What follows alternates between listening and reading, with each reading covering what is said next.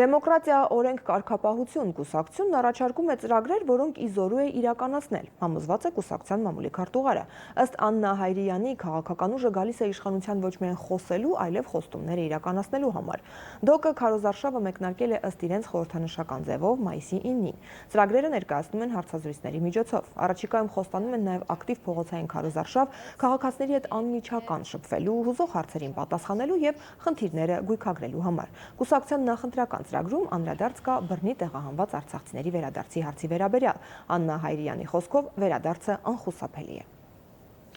Ուզում եմ կոչ անել եւ ասել որպես արցախցի,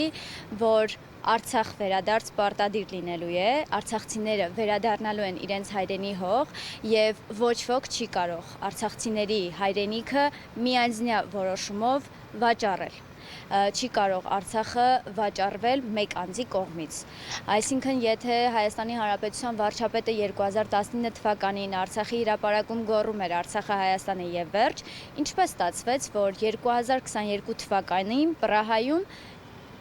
ուղղակի որոշեց, որ Արցախը Ադրբեջանի մաս է կազմում եւ մեկ տարի հետո արցախցիները տեղահանվեցին։ 120 000-ից ավել արցախցիներ այսօր տեղահանված են։ Եվ նաեւ արցախցիների քաղաքացիության ստանալու իրավունքը այս պահին կանգնեցված է։ Ինչու՞։